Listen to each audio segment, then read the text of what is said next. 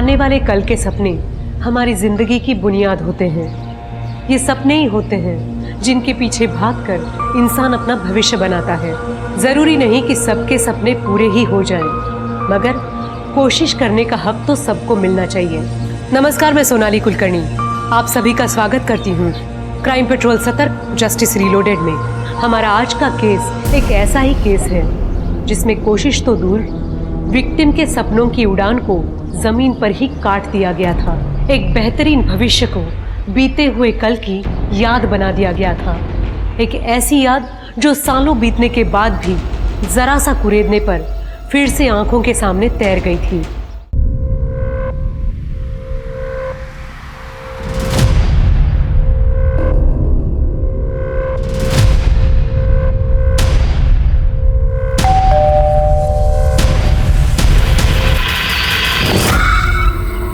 जनाब, अशरफ खान जी से मिलना है। जी मैं ही हूँ अशरफ खान, फरमाइए। अरे जनाब, जी मेरा नाम प्रशांत सिंह है और मैं न्यूज़ 13 चैनल के लिए काम करता हूँ। मेरा चैनल जो है एक डॉक्यूमेंट्री बना रहा है घाटी के पुराने केसेस पे। तो मुझे पता चला कि उनमें से किसी एक केस का इन्वेस्टिगेशन आप भी कर रहे थे। बस तो उसी के बारे में थोड़ा सा इंटरव्यू चाहिए था। कौन सा case? Udhampur 2015 IAS candidate murder case.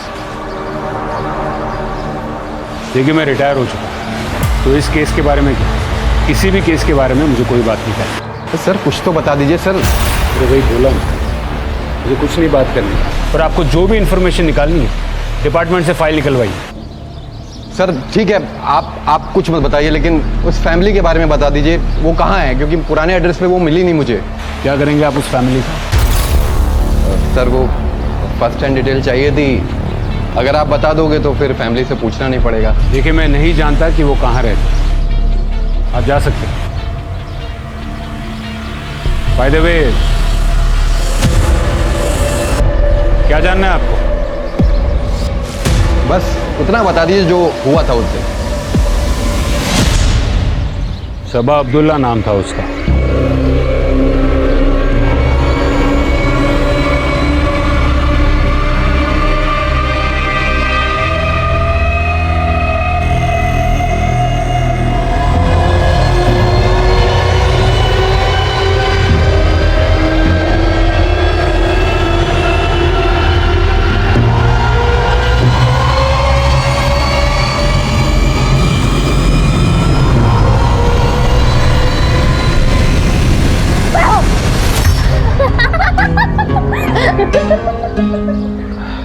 अभी भी आपने तो डरा ही दिया था। अहमद भाई डरा ही तो रहे थे, पर वैसे आप यहाँ क्यों सो रहे हैं?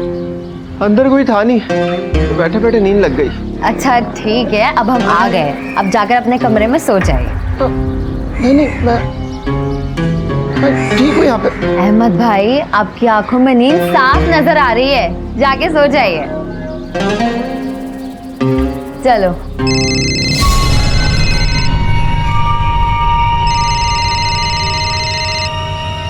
सीमा, क्या हुआ? अरे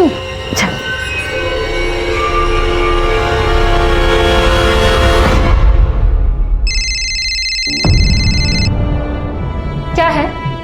बार बार फोन क्यों कर रहे हो? कहाँ है तू?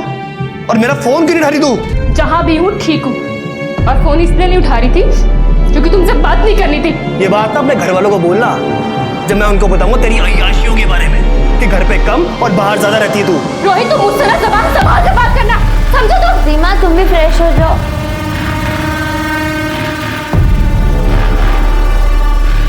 सीमा देखो, तुम फिक्र मत करो, सब ठीक हो जाएगा। ये तुम कह सकती हो सबा, क्योंकि तुम्हारे मेज क्लियर हो चुका है, मेरे तो इस बार भी रह गया। ऊपर से घर वाले रोहित से शादी करने के लिए मेरा जीना हराम किए हुए हैं। समझ में नहीं आ रहा कि मैं क्या करूं। तो तुम साफ साफ मना क्यों नहीं कर देती अपनी फैमिली को कि नहीं करनी रोहित से शादी?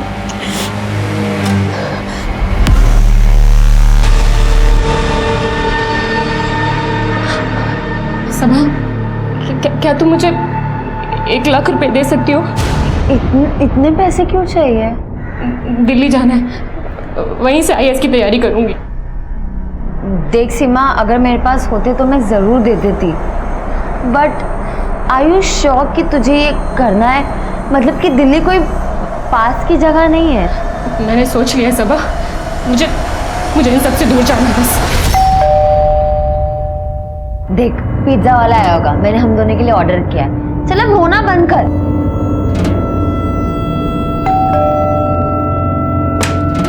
मैम आपका पिज्ज़ा। Thank you. कितना हुआ? 480 रुपये। एक मिनट। Thank you.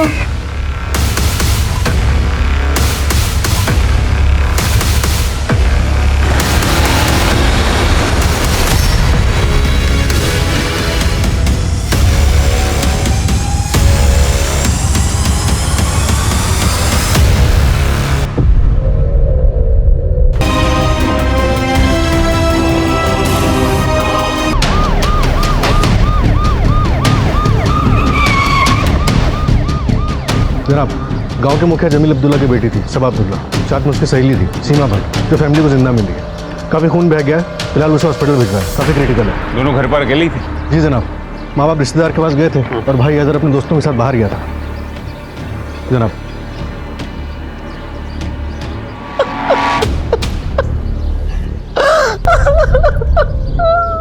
हमें जाना ही नहीं चाहिए था।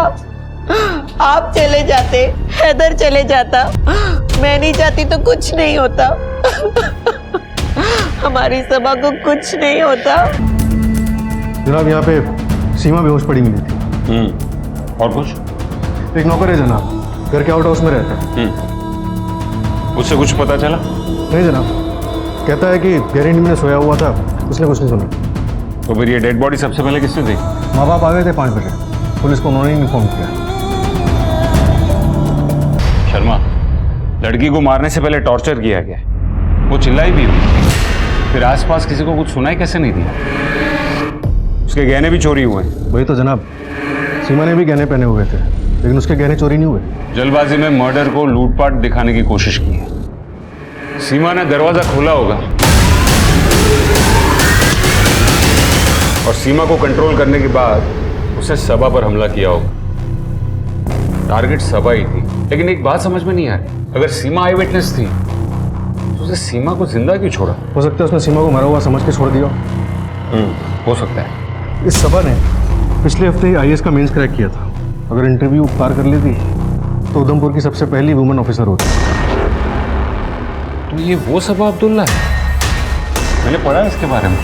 और जनाब इसकी दोस्त सीमा इसी के साथ प्राइवेट ट्यूशन्स लिया करती थी। एक काम करो, पड़ोसियों से पूछताछ करो, देखो कि उन्होंने कुछ देखा है, कुछ सुना हो या नहीं। अरे सबा के गहने की डिटेल्स उसकी फैमिली के पास से लो और उसे सर्कुलेट करवाओ।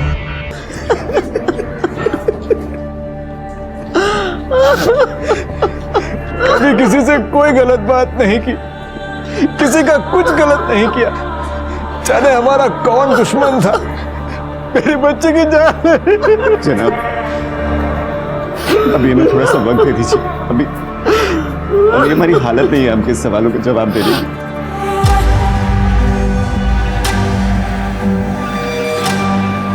साहब, थक गया था तो गहरी नींद में सोया हुआ था, तो कुछ पता नहीं चला। फोन दे अपना, फोन दे अपना। कितने बजे आई थी सबा? जनाब कुछ 2 बजे। उससे कुछ कहा या फिर सीमा ने कुछ अजीब देखा या कुछ सुना? जनाब मैं बीच में पानी पीने के लिए उठा था, तो मैंने एक कार जाती हुई देखी थी। 4 बजे के लगभग की बात है जनाब, लेकिन कार में कौन बैठा था और कार का नंबर क्या था ये नहीं पता मुझे।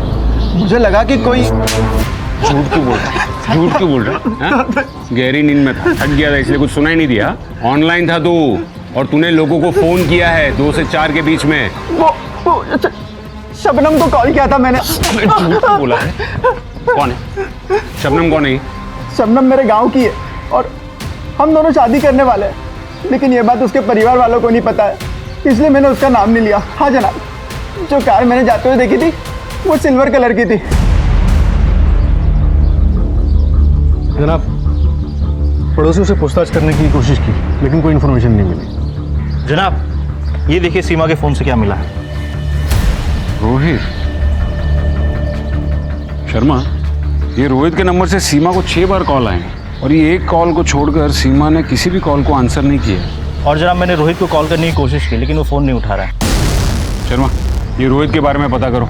और ये घर का नौकर अहमद, उसने कहा कि उसने एक सिल्वर गाड़ी को यहाँ से तेज़ी से जाते हुए देखा। आसपास पूछताछ करो, किसी ने शायद उस गाड़ी को देखा हो। जनाब वही तो दिक्कत है, हमारी शक्लें देखते ही पड़ोसी अपने घरों में घुस जाते हैं। पड़ोसियों ने ऐसा क्या देखा था कि वो पुलिस वालों से भाग रहे थे? पड़ोसियों ने अगर कुछ देखा भी नहीं होता तब भी वो पुलिस से भागते।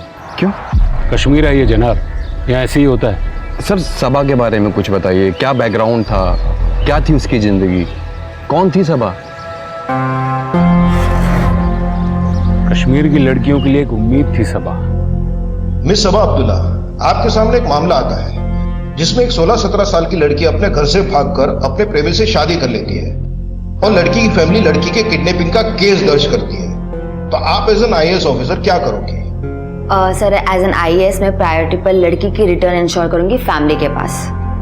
लेकिन लड़की ने तो अपनी मर्जी से खुद भागकर शादी की है। सर लड़की नाबालिग है और भारतीय कानून के हिसाब से नाबालिग की शादी लीगल नहीं होती। Very good Saba, keep it up. आप as an IAS Indian law follow करोगे, ना कि अपने इमोशंस को। Got it? सर वो बुक्स जो आपने बताई थी मैंने वो सारी पढ़ ली है आगे की प्रिपरेशन के लिए। अभी इतना स्ट्रेस क्यों ले रही हो? अभी तुम्हारा फर्स्ट अटेम्प्ट है। सर वो फर्स्ट अटेम्प्ट में ही क्लियर करना है। तुम बिना मतलब का स्ट्रेस लेकर अपने दिमाग का प्रेशर बढ़ा रही हो। अभी जो पढ़ा है उसे ही याद करो और कल मिलते हैं, ठीक है? Yes sir. टेंशन क्यों ले रही है? चल चाय पीकर आते हैं। नहीं यार सीमा, मुझे भी घर जाना है, पढ़ाई करनी है। और कितना पढ़ेगी? सर हमेशा बोलते रहते हैं उधमपुर की पहली आईएएस लेडी तू ही बनेगी। वैसे भी एक बार तू आईएएस बन गई तो हम गरीबों को कहाँ पूछने वाली है। चल अब नौटंकी बंद कर, चलते हैं चाय पीने। पर हाँ, चाय के पैसे तू ही देगी, मैं नहीं दूंगी। ठीक है, चल जल्दी। सबा अब तक घर नहीं आई है, मुझे तो बहुत फिक्र हो रही है। जरा सब्र करो, बस आती ही होगी। कहाँ रह गई थी तू? 3 बजने को हैं। अरे दिन के 3 बज रहे हैं, रात के नहीं। क्यों परेशान होती हो? आप तो ना चुप ही रहिए। घाटी में हालात इतने खराब हैं और आपको तो कुछ पड़ी ही नहीं है। फिक्र ही करनी है तो अपने साहबजादे की करो। ये चल दिए आवारागर्दी करने। ये सही है अबू, लेट सबा आई है और ताने आप मुझे मार लो। तो सीखो अपनी बहन से कुछ। ढंग का काम काज करोगे तो कोई ताने क्यों मारेगा? अब्बू रहने दीजिए ना, आप भी क्या शुरू हो गए? भला बनने की जरूरत नहीं है तुमको। थोड़ा सा भी लेट हो जाती हो तो अम्मी आसमान सर पे उठा लेती। और वैसे अगर थोड़े दिन कोचिंग नहीं जाओगी तो क्या बिगड़ जाएगा? कोचिंग क्यों नहीं जाएगी? वो घर बैठे रहेगी तुम्हारी तरह। अरे ठीक ही तो कह रहा है वो, घाटी में हालात थोड़े ठीक हो जाए। सब ठीक ही है। इतनी फिक्र हो रही है तो भेजो अपने बेटे को, सबा के साथ कल रोज लाएगा ले जाएगा। अरे मैं क्यों करूंगा? पूछ नहीं रहा हूँ बेटा, बता रहा हूँ। सबा कल से तुम्हारे साथ जाएगा। अरे अब्बू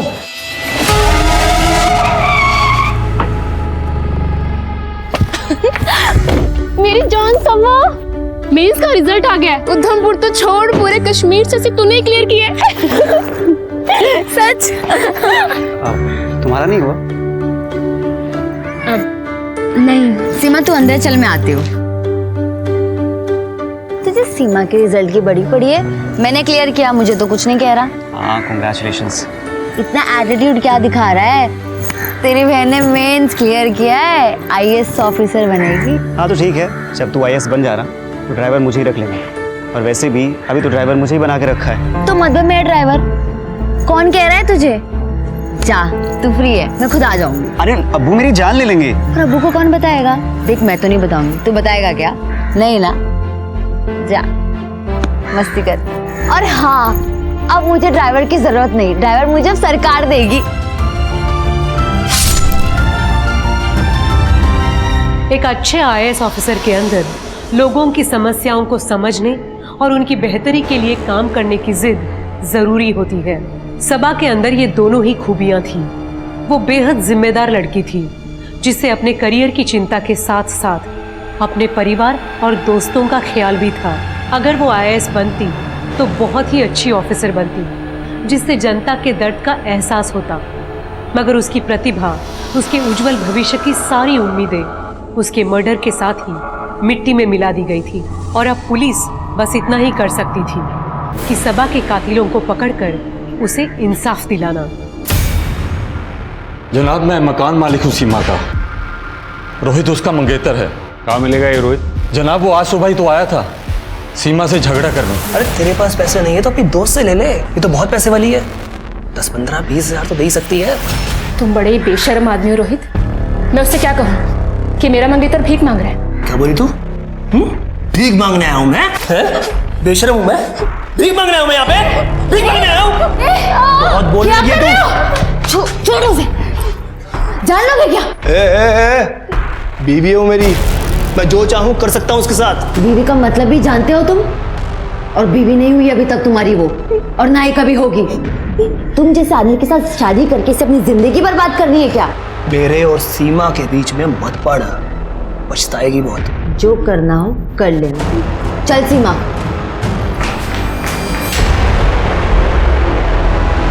लोकल गाड़ी और मंगेतर, एड्रेस तो होगा ना आपके पास?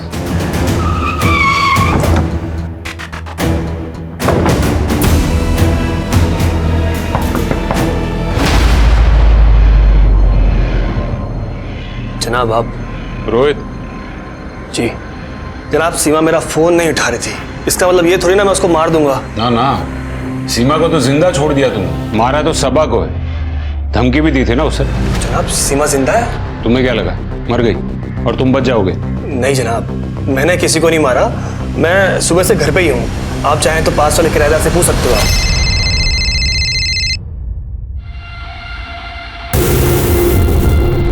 तुमने तो कहा था पैसे नहीं है तुम्हारे पास, तो फिर ये शराब पीने के पैसे कहाँ से आए? और ये तो महंगी वाली लग रही है। अरेंज किया मैंने। तो जनाब शराब के लिए कोई किसी का खून थोड़ी ना कर देगा। जनाब हमें पुलिस स्टेशन चलना पड़ेगा। जिस गाड़ी को अहमद ने घर से उस दिन जाते हुए देखा था, हमें उसके बारे में एक लीड मिली है। जनाब मेरा उधमपुर हाईवे पर एक ढाबा है। आज शाम को तकरीबन 5 बजे के आसपास एक एक्सीडेंट हुआ था साहब। कार बहुत तेज़ रफ्तार से थी, लेकिन सर मैंने उस गाड़ी का नंबर ले लिया था। उसका नंबर है JK10W5590 सर। यहाँ जब पुलिस ने इस गाड़ी के ओनर अकरम से कांटेक्ट किया तो पता चला कि ये अकरम सबा का पड़ोसी है, जो कुछ दिनों से दिल्ली में अपनी फैमिली के साथ है। इसकी ये गाड़ी आज सुबह तक इसके घर के सामने खड़ी हुई थी। मर्डर करने के बाद उसने सबा के पड़ोसी के घर से गाड़ी चुराई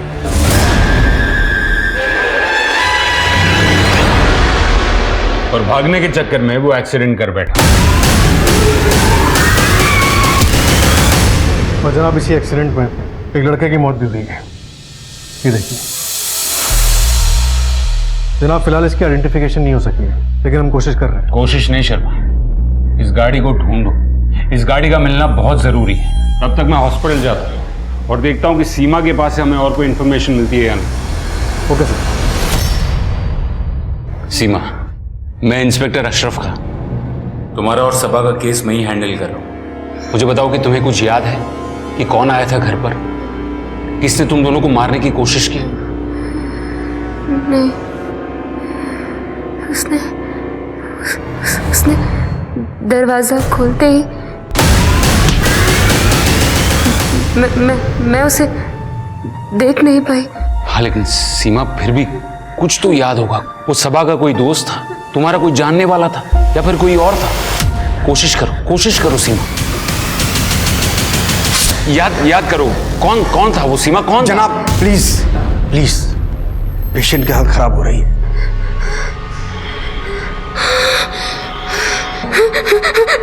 दिल्ली से वो लड़का, दिल्ली से पिज्जा वाला लड़का, उसने सबा से झगड़ा किया जॉब को लेकर। सर मैं क्यों कस्टमर से झगड़ा करूंगा? वैसे भी 2:30 बजे के आसपास मैं डिलीवरी कर वापस अपने दुकान चला गया था। तो फिर ये सीमा ने क्यों कहा कि तुम्हारी शॉप के लड़के से झगड़ा हुआ था सबा का जॉब को लेकर? जॉब को लेकर? हाँ सर पक्का तो नहीं कह सकता, लेकिन आमिर हो सकता है सर। हम दोनों साथ में ही डिलीवरी बॉय का काम करते हैं सर। ये आमिर का एड्रेस है? हाँ शर्मा, मैंने एक एड्रेस भेजा है। आमिर नाम का लड़का रहता है वहाँ पर, उसे उठाकर थाने लेकर आओ। तो अभी सूत्रों से पता चला है कि सबा अब्दुल्ला को यूपीएससी मेंस क्लियर करने के बाद ही आतंकियों ने भारतीय प्रशासनिक सेवा में न जाने की धमकी दी थी, पर सबा अपनी जिद पर अड़ी रही और आज उसकी हत्या उसी के घर में घुसकर की गई। आखिर कब तक घाटी के युवा अपने ही सपनों की कीमत अपनी जान देके चुकाते रहेंगे?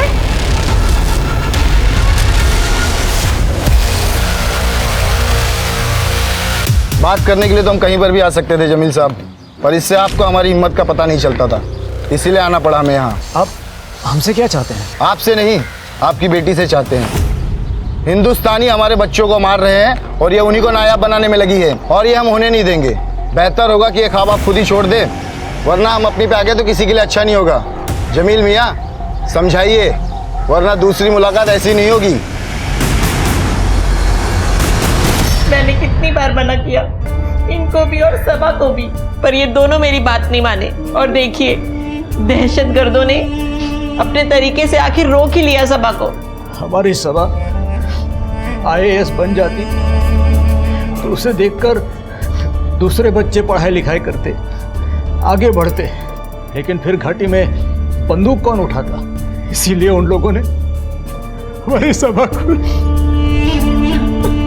क्या ये मुमकिन है कि सबा का मर्डर आतंकवादियों ने नहीं बल्कि किसी जानने वाले ने किया हो? जानने वाले ने? मतलब? आपका पड़ोसी अकरम, कल दोपहर को उसकी गाड़ी चोरी होगी और हमें शक है कि सबा का मर्डर करने के बाद उसका कातिल ही वो गाड़ी चुरा कर भागा। तो फिर सबा उसे कैसे जानती होगी? देखिए, मुझे गलत मत समझिएगा, लेकिन सबा एक पढ़ी लिखी लड़की थी, रोज शहर आना जाना था। कहीं कोई लड़का। तौबा, आप ये क्या बोल रहे हैं? वो ऐसा कुछ नहीं कर सकती। और सीमा? सीमा का क्या? उसकी तो शादी होने वाली थी ना। हाँ, लेकिन सीमा अपनी शादी से खुश नहीं थी, कहीं उसी वजह से तो ये। तो सर वो तो सीमा और उसके शौहर का मसला है, वो तो वही जाने, उसको सबा से क्या लेना देना है। और आपका इन नौकर अहमद? अहमद? जनाब, वो तो घर जैसा है। फिर भी उसने झूठ बोला। उसे कहा कि सबा के मर्डर के वक्त वो सो रहा, लेकिन वो सो नहीं रहा था। तो फिर वो क्या कर रहा था? उसका पता तो हम जल्दी लगा लेंगे। बस मैं आपसे ये पूछना चाह रहा हूँ कि अहमद के पास सबा को नुकसान पहुंचाने की कोई वजह थी क्या?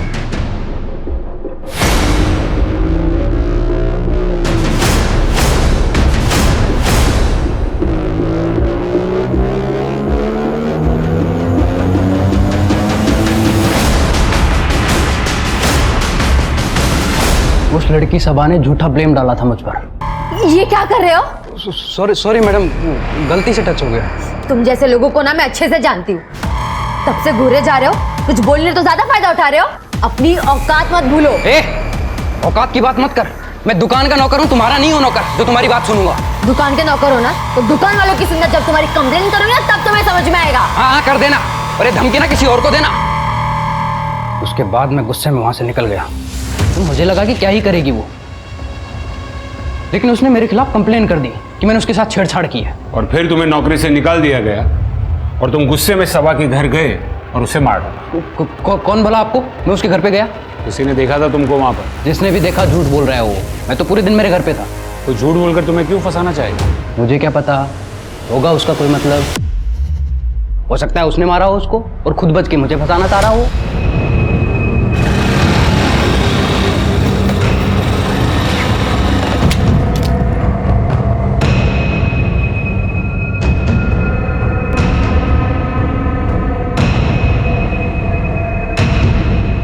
कार तो पार करा दूंगा, पैसा बहुत लगेगा।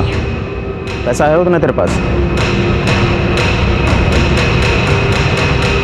शर्मा, हमें आर्मी वालों से कांटेक्ट करके मिलिटेंसी वाले एंगल के बारे में पता करना होगा। तब तक इस आमिर का क्या करेंगे जनाब? फिलहाल तो उसको छोड़ दो, लेकिन उसके स्टेटमेंट्स को क्रॉस वेरीफाई करो। ये सीमा ऑलमोस्ट मरने वाली, ऐसी हालत में वो आमिर के बारे में झूठ क्यों बोलेगी? जनाब, मरने वाली नहीं है, वो मर चुकी है सर। अभी भी हॉस्पिटल से फोन आया है, ब्रेन हैमरेज की वजह से उसकी डेथ हो गई है।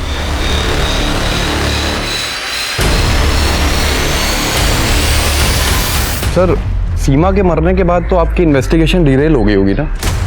सीमा अगर सबा के साथ ही मर जाती, इन्वेस्टिगेशन हम तब भी करते। नहीं सर, कुछ तो फर्क पड़ा होगा ना, आपकी आई विटनेस ही हो। मिस्टर प्रशांत, इन्वेस्टिगेशन का जो था वो तो था ही। सबा के साथ सीमा भी IAS की तैयारी कर रही थी। एक ही दिन में दो IAS एस्पिरेंट्स के मर्डर ने खलबली मचा दी थी।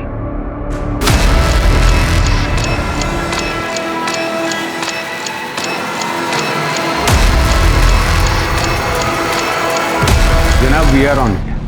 हम जल्दी केस क्रैक कर लेंगे। जी जी जनाब। नहीं, मिलिटेंसी वाले एंगल पर हमें अभी तक कुछ पता नहीं चल रहा है। नहीं जनाब, घर वालों ने नहीं, गांव वालों ने मीडिया में खबर लीक की है। जी जी जनाब। जनाब शर्मा, ये सीडीआर रिपोर्ट कहाँ है? होम मिनिस्ट्री से फोन आ रहे हैं, कह रहे कि अगर आप केस सॉल्व नहीं कर पाए तो हम सेंट्रल एजेंसी को केस सौंप देंगे। जनाब सीडीआर ही चेक कर रहा था और सीमा के बयान की वजह भी पता चल गई। क्या समझ में आ गया?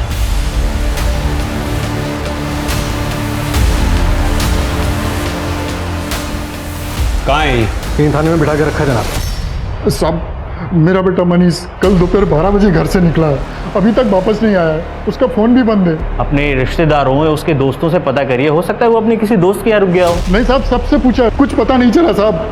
अब ढूंढिए उसे साहब, जरूर कुछ गड़बड़ हुई है। मेरा बेटा मनीष कल से वापस घर नहीं आया है। आप रिपोर्ट लिखवा दीजिए, हम आपके बेटे को ढूंढने की कोशिश करते हैं। आपके पास उसकी तस्वीर है? सर यहाँ तो नहीं है, लेकिन घर पर है। घर जाकर उसकी तस्वीर लेकर आइए और फिक्र न करें, हम आपके बेटे को ढूंढने की पूरी कोशिश करेंगे। झूठ क्यों बोला? कल तो पूरे दिन घर पे था, हाँ? जबकि 3 बजे तेरे सेलफोन की लोकेशन सबा के घर पे थी। जनाब मैं सब कुछ बताता हूँ जनाब। सीमा से झगड़े के बाद मैं वापस उसके घर चला गया था, लेकिन वो वहाँ नहीं थी। मैंने उसको कॉल किया पर फोन पे मुझे सबा की आवाज़ सुनाई दी। मुझे गुस्सा आया, मैं वहीं चला गया। नहीं आएगी वो, सीमा अब सीधा दिल्ली जाएगी। ओ, तो दिल्ली वाली बात तुमने इसके दिमाग में डाली है? सीमा मैं बोल रहा हूँ घर चलो, चलो यार। नहीं आएगी सीमा, और अगर तुमने जबरदस्ती की ना, मैं भी पुलिस को फोन करूँ। सबा, रोहित मैं हाथ जोड़ रही हूँ, तमाशे मत बनाओ, प्लीज जाओ प्लीज। तुम कब तक छुपोगी सबा के पीछे? आना तुम्हें मेरे पास ही है, समझी? देखता हूं मैं। और जनाब, सबा से ही मेरा झगड़ा हुआ था। अगर मैं आपको पूरी बात बता देता तो आप मुझे उसी दिन पकड़ लेते, इसलिए मैंने आपको पूरी बात नहीं बताई। मैं कसम खा के कहता हूं, जब मैं वहां से निकला तब तक सब कुछ ठीक था सर। कर्जा कैसे चुका है? सबा के गहने बेचकर? नहीं जनाब, मैंने अपनी बाइक बेची है। दिखा कहां पे बेची है, चल।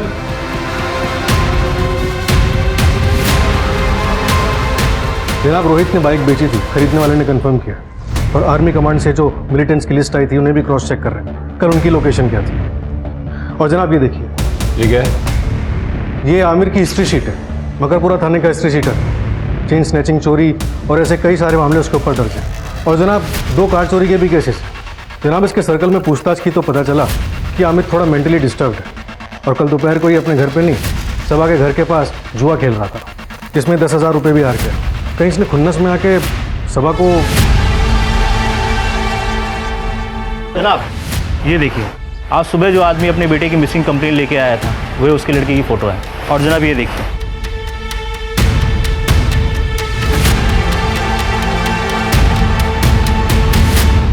तो वही लड़का है जिसका कल एक्सीडेंट हुआ था। इसके फादर का लगातार कॉल आ रहा है, क्या बोलूँ उन्हें? तुम खुद उनके घर जाओ और उनको लेकर हॉस्पिटल पहुंच, मैं उनसे वहीं बात करूंगा। तुम्हें उन्हें कुछ बताने की जरूरत नहीं।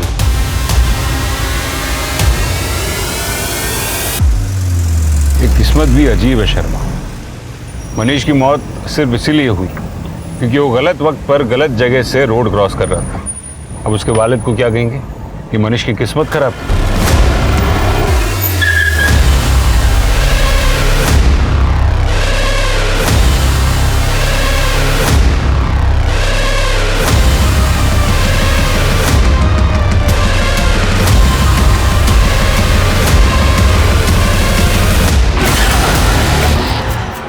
बड़ी शिद्दत से ढूंढ रहे थे जनाब, इसलिए खुद ही मिलने चला गया, क्योंकि आप भी एक कश्मीरी हो और वो लड़की सबा भी कश्मीरी थी, जिसको तुम लोगों ने मार दिया। गलतफहमी में मत रहिए जनाब, कश्मीरी हमारे अपने भाई बहन होते हैं और अपनों का खून हम नहीं बहाते। आपको मानना है तो मानिए, वरना मत मानिए। हमारे नाम से आपको जो बेवकूफ़ बनाया जा रहा है, बस वही बताने आए थे हम।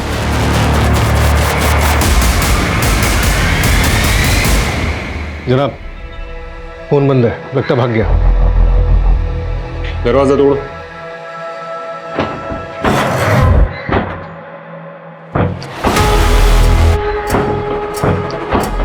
जनाब क्या कर रहे हैं आप लोग? ये दरवाजा क्यों तोड़ रहे हैं मेरा? कहाँ गायब था तू? मैं तो ज़रूरी काम से बाहर गया था। और फोन बंद क्यों है तेरा? वो तो मैंने अंदर चार्ज लगा रखा है, पर अब दरवाज़ा क्यों तोड़ रहे हैं? अब मैंने क्या कर दिया? मकरपुरा का हिस्ट्री शीटर है तू। दो केसेस चल रहे हैं तुझ पर गाड़ी की चोरी के। तो उससे क्या हुआ? वो तो मैं पहले करता था ना, उसके लिए अब मैं जेल में डालोगे आप मुझे? चल ठीक है, कल का बता। 10,000 रुपए तू हार गया ना जुए में, और जुआ भी सबा के घर के पास ही खेल रहा था। तो उससे क्या, मेरा घर तो यही है और सबा का घर 4 गली छोड़ के है, और दोनों के बीच में जुए का अड्डा है। जुआ खेलना भी जुर्म है। तो लो गिरफ्तार कर लो मुझे, लो पकड़ लो, आप जेल में डाल दो मुझे। अरे कम से कम भूखा तो नहीं मरूंगा मैं। जिंदा रहते थे उस लड़की ने मेरी नौकरी खा ली, और मरने के बाद भी मुझे जेल डलवाएगी वो। जनाब पागल है, हॉस्पिटल चलते हैं, मनीष के माँ बाप इंतजार कर रहे होंगे।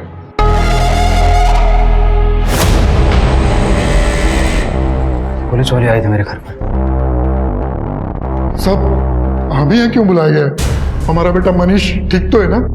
देखिए कल एक एक्सीडेंट हुआ है और उसमें एक लड़के की जान चली गई है, और हमारे हिसाब से वो मनीष ही है।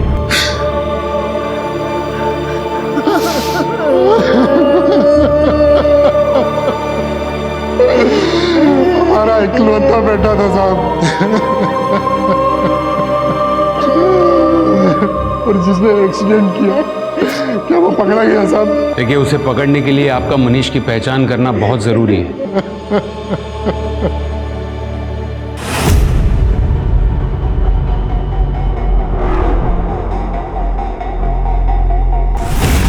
जनाब गाड़ी और गहनों दोनों को ही ढूंढ रहे हैं हमारे लोग, और खबरियों को भी एक्टिव कर दिया, लेकिन जनाब अभी तक कुछ पता नहीं चला। लेकिन इस अहमद के बारे में ज़रूर कुछ पता चला। क्या पता चला? सर शबनम ने कंफर्म किया है कि अहमद और उसकी शादी होने वाली थी, और कल दोपहर 2 बजे से 4 बजे के बीच इन दोनों की फ़ोन पे बात भी हो रही थी। लेकिन अहमद की इसी दौरान एक दूसरे नंबर पे भी बात हो रही थी, वो भी 2 बार। तो जनाब ये दूसरा नंबर मर्डर के वक्त सबा के घर पर भी एक्टिव था। इसका नंबर है किसी खुशबू नाम की लड़की पर रजिस्टर्ड है। जनाब मैं किसी के मामले में नहीं पड़ना चाहती, इसलिए आपको सच सच बता रही हूँ। मैं धंधा करती हूँ, इसलिए कल वहाँ गई थी। अहमद ने बुलाया था? जनाब मैं नाम तो नहीं जानती। यही था वो? ये तो नौकर है साहब, इसने नहीं बुलाया था, इसके साहब ने बुलाया था। कौन साहब?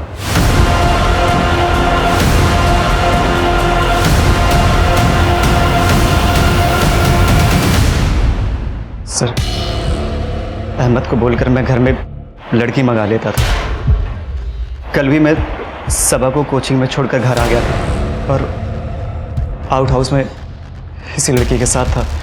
नशे में था तो टाइम का पता ही नहीं चला, और फिर सबा घर वापस आ गई। अहमद भाई आपकी आंखों में नींद साफ नजर आ रही है, जाके सो जाइए। अहमद वापस आ गया तो हम आउट हाउस में ही फंस गए। इंतज़ार कर रहे थे कि कम मौका मिले और हम वहाँ से निकले। इसने हंगामा मचा दिया जाने के लिए। सबा को सब कुछ पता चल गया। चुप करना। अरे ये क्या हो रहा है? ये कौन है? ये इन दोनों से पूछो, और मुझे जाने दो, मेरे कस्टमर इंतजार कर रहे हैं। हटो मैडम। सर सबा मैं नहीं, ये अहमद लड़की लेकर आया था। इसको मैं रंगे हाथ पकड़ने के लिए आया था। लड़की आपने मंगवाई और आप मुझे फंसा रहे हो? चुप कर, अपनी औकात से मत बढ़, समझा तू? शराब दारू तक तो ठीक था, मगर ये शी। आने दो अम्मी अब्बू को, उनको भी तो पता चले उनका ये चिराग कैसे कैसे गुल खिला रहा है। आज तुम्हारी शामत है।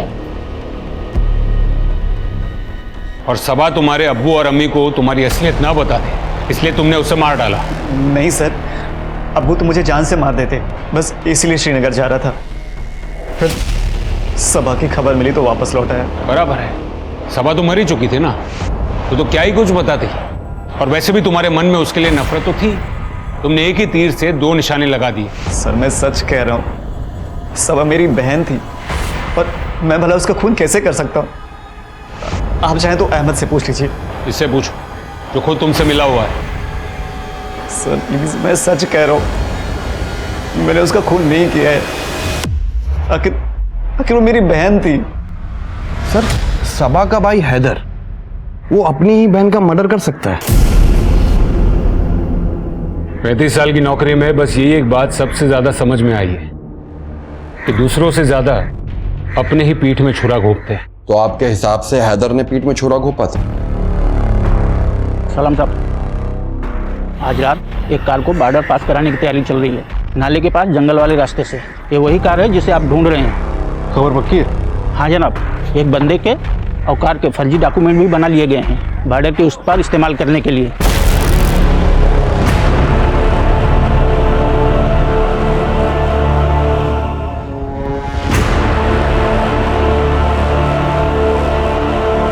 शर्मा पक्का यही जगह थी? हाँ सर, खबर तो यही की थी।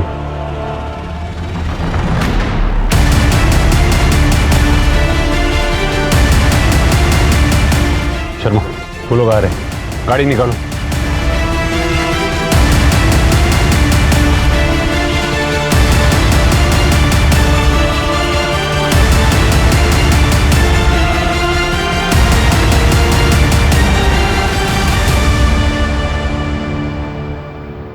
खूबसूरत थी, छू लिया मैंने। ये क्या कर रहे हो? मगर छुआ ही तो था, कोई रेप थोड़ी किया था उसका। अरे मैं तो अपनी पुरानी जिंदगी को भूलकर इज्जत से नौकरी कर रहा था। वो नौकरी भी खा ली। मैंने उसको बोला, उसके हाथ जोड़े कि अपनी कंप्लेन वापस ले ले, ना वो नहीं मानी। मुझे पैसों की बहुत ज़रूरत थी, जुए में कमाने का सोचा तो वहाँ भी 10,000 हार गया मैं। मेरा तो माथा ही खराब हो गया। और फिर उसके बाद मुझे जो करना था वो मैंने किया।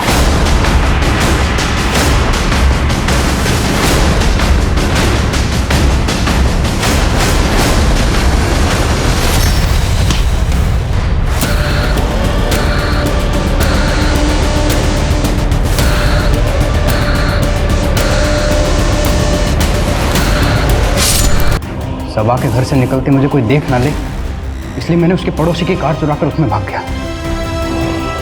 रोड पे आया तो मैं स्पीड में था बहुत, तो वो लड़का मेरी कार के सामने आ गया। उसका अफसोस है मुझे मरने का, लेकिन वो सबा, उसके मरने की बहुत खुशी है मुझे। उसके मरने की मुझे बहुत खुशी है।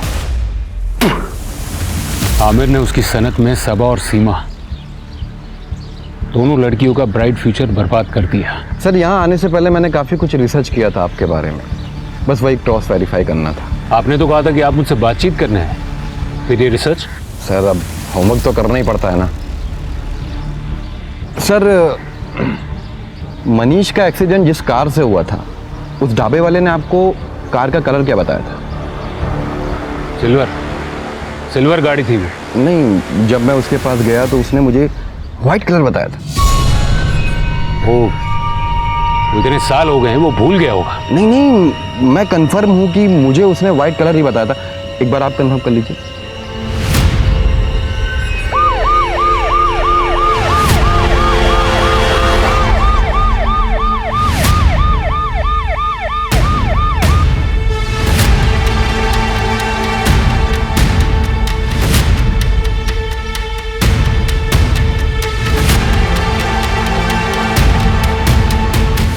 जुनैद, सर को बताओ, जिस कार से एक्सीडेंट हुआ था उसका कलर क्या था? अरे साहब, इन साहब को तो मैंने पहले ही बताया था कि व्हाइट कलर की कार ने एक्सीडेंट किया है।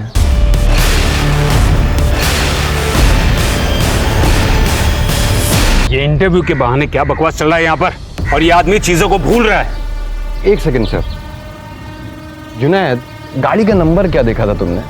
साहब, कार इतनी तेजी से थी कि नंबर मैं ठीक से देख नहीं पाया। सर, जब जुनैद ने कोई नंबर देखा ही नहीं था तो आपकी इन्वेस्टिगेशन में JK10W5590 ये कहाँ से आ गया? ये इसी ने बताया था नंबर। पता नहीं क्यों झूठ बोल रहा है, क्यों बोल रहा है तू? जनाब, झूठ ये नहीं आप बोल रहे। 5 साल पहले जो अपनी जांच में आपने सच छुपाया था, अब वो बाहर आ रहा है। सीनियर हूं मैं तुम्हारा, सीनियर से ऐसे बात करते हैं? सर, सीनियर जूनियर छोड़ते हैं, अब कुछ फैक्ट्स के बारे में बात कर लेते हैं। ये है मरने वाले मनीष की CDR रिपोर्ट। इस CDR रिपोर्ट के हिसाब से लास्ट कॉल मनीष ने किसी साहिल नाम के व्यक्ति को किया था, पर आपके इन्वेस्टिगेशन में साहिल नाम के व्यक्ति का कहीं भी जिक्र नहीं है। कौन था ये साहिल? मनीष का एक्सीडेंट कोई रैंडम एक्सीडेंट नहीं था ना, प्लान मर्डर था। क्या हुआ था उस दिन इसे छिपाने के लिए आपने इतनी बड़ी प्लानिंग कर ली? मनीष, जल्दी पहनो, इधर घर पर है, उसने देखिए ना आफत हो जाएगी। जल्दी निकलो यहाँ से, तुम जाओ।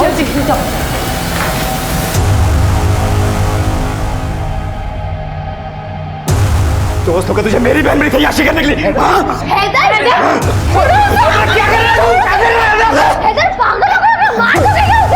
तुम जाओ यहाँ से। कोई कहीं नहीं जाएगा जब तक अम्मी अब्बू घर नहीं आ जाते, कोई कहीं नहीं जाएगा। ऐसा मत करो। इसी के लिए तुझे पाला था कि एक दिन हमारी इज्जत पे दाग लगा सके तू।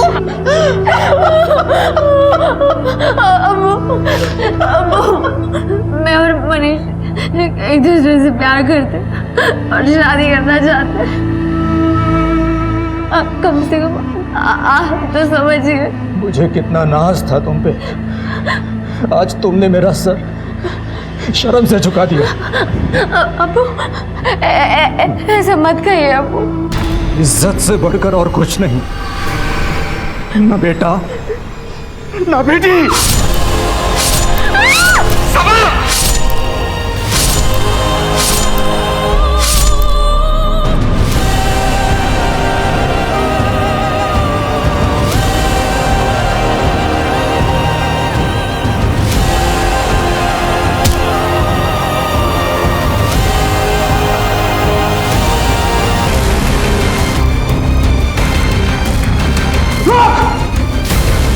पकड़ उस कमीने को, जिंदा नहीं बचना चाहिए वो।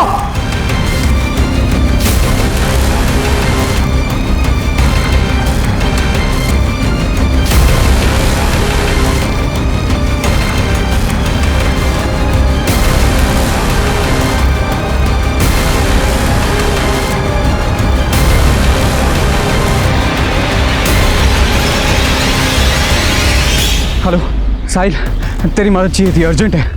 अरे अभी अभी एयरपोर्ट से निकला था, बस तुझे ही कॉल करने वाला था। अरे वो छोड़ना, मुझे तेरी मदद की ज़रूरत है, अर्जेंट है। क्यों, क्या हुआ?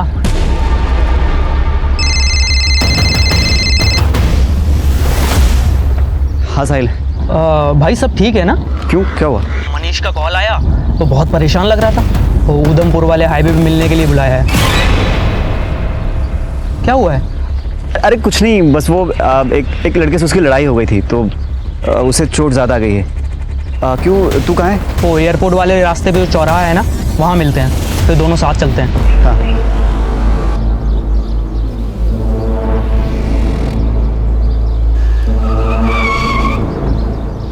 अब बताएगा किस लड़के से झगड़ा हुआ है? मनीष ने कहीं बुलाया था ना, दिख नहीं रहा है। वो रहा मनीष।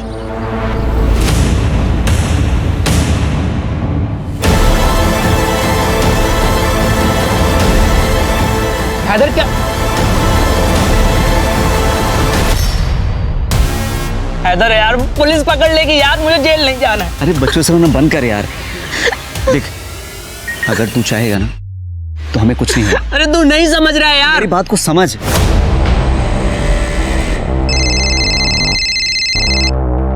अरे साहिल बेटा, ये क्या, तुम्हारी फ्लाइट जल्दी लैंड होगी? अरे फोन किया होता तो मैं खुद तुम्हें लेने आ जाता। बाबा मैं जेल नहीं जाना चाहता बाबा। अरे क्या हुआ बेटा, तुम रो क्यों रहे हो? बाबा वो साहिल, पूरी बात बताओ।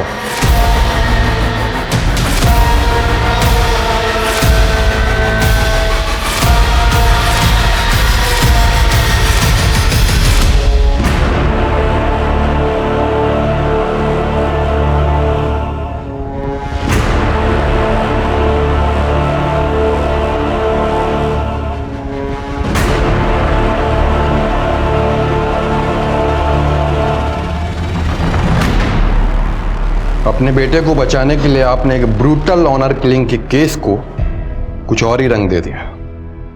सबा के बारे में नहीं सोचा, सीमा के बारे में नहीं, और आमिर, उसके सनकी स्वभाव का फायदा उठाकर आपने उसे जेल में भिजवा दिया।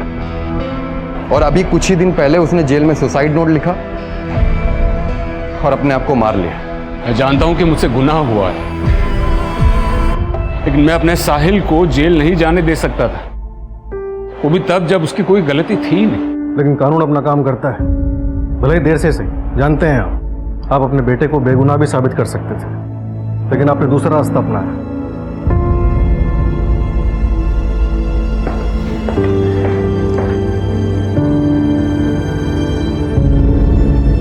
बाय द वे, कहानी काफी अच्छी थी आपकी। आदाब। अगर पीआई अशरफ खान ने अपनी इन्वेस्टिगेशन ईमानदारी से की होती तो उनका बेटा साहिल कम से कम सजा में कोर्ट से छूट जाता और गुनहगारों को भी उनके किए की सजा मिल जाती। मगर पीआई अशरफ खान ने अपनी भावनाओं में बहकर इस केस को एक जीता जागता उदाहरण बना दिया इस बात का कि कैसे कुछ पावरफुल लोग अपनी पहुंच, अपनी ताकत से सच को तोड़ मरोड़ अपने फायदे के लिए इस्तेमाल करते हैं। सालों पुराने इस हत्याकांड की दोबारा तफ्तीश हुई। अपनी मुश्किलें थीं, मगर इन मुश्किलों का हल भी पुलिस टीम और जर्नलिस्ट प्रशांत ने अलग तरीके से ही निकाला, जिसने 5 साल बाद ही सही मगर गुनहगारों को उनके किए की सजा दिलवाई। अब मैं सोनाली कुलकर्णी आपसे विदा लेती हूँ। फिर होगी आपसे मुलाकात क्राइम पेट्रोल सतर्क जस्टिस रीलोडेड में एक ऐसे ही चौंका देने वाले केस के साथ। तब तक अपना और अपने परिवार का ख्याल रखिए।